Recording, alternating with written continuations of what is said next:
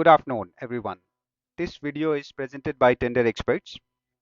आज हम एक और कॉमन प्रॉब्लम के बारे में बात करने वाले हैं, जो कि है फाइल अपलोड से related issue. E procurement portal पे फाइल अपलोड करने के टाइम पे ये प्रॉब्लम आ रही है।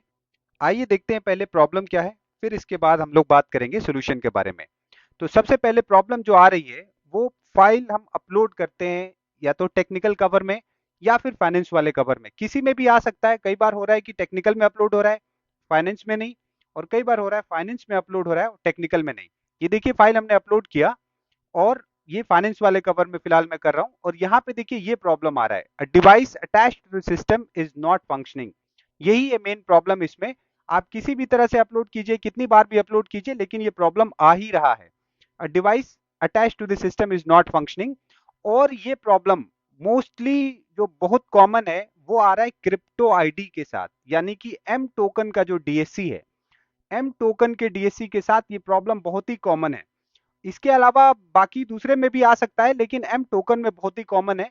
आपका ई पास में भी आ सकता है, क्रिप्ट डब्ल्यू डी प्रॉक्स की का अगर आप यूज करें उसमें भी आ सकता है, लेकिन इसमें बहुत ही कॉमन है।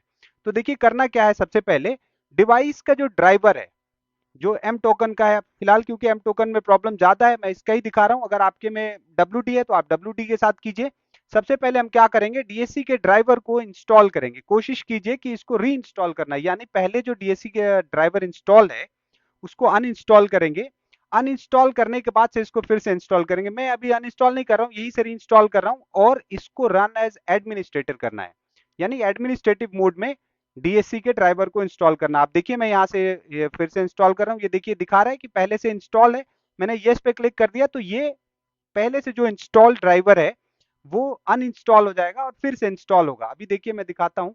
पहला काम ये करना है जरूरी कि डीएससी का जो भी ड्राइवर है, अगर आपके में क्रिप्टो आईडी के अलावा भी दूसरा है, अगर क्रिप्टो आईडी है तो क्रिप्टो आईडी में ही मेन प्रॉब्लम आ रहा है, लेकिन प्रॉब्लम आ रहा है दूसरे में भी, उनमें बहुत कम है। इसमें मैक्सिमम चांसेस इसी वाले में है कि ये प्रॉब्लम आ रहा है।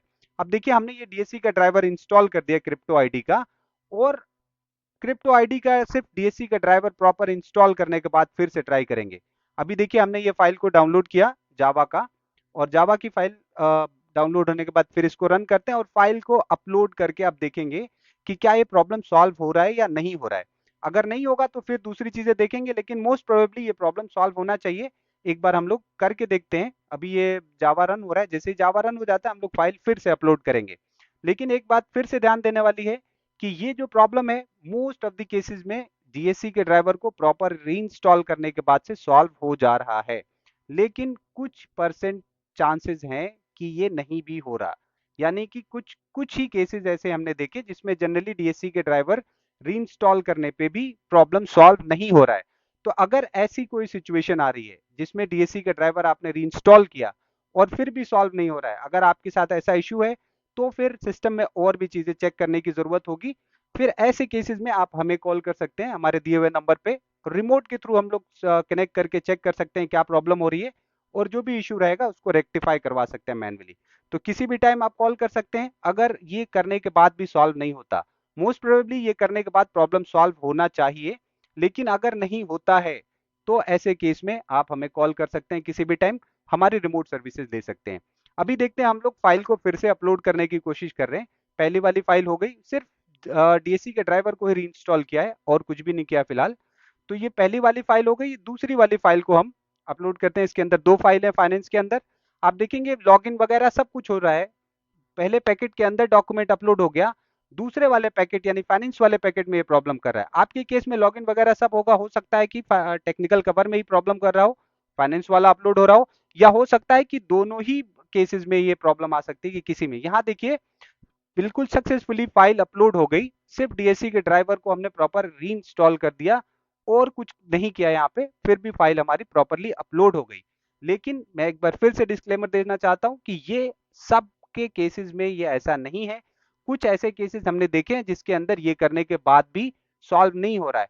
तो ऐसे केसेस में और भी कुछ चीजें चेक करने की जरूरत होगी सिस्टम के अंदर कि ड्राइवर के अंदर कहाँ दिक्कत हो रही है जिससे डीएससी सही से रीड नहीं हो पा रही है। तो आप देख सकते हैं हमारे इस केस में प्रॉपर डीएससी रीड हो गई, फाइल प्रॉपरली अपलोड हो गया। तो मुझे उम्मीद है ये आपके काम आएगा। आज के लिए इतना काफी है। आगे जैसे भी ज़रूरत हो आप कॉल कर सकते हैं। Thanks for giving your valuable time.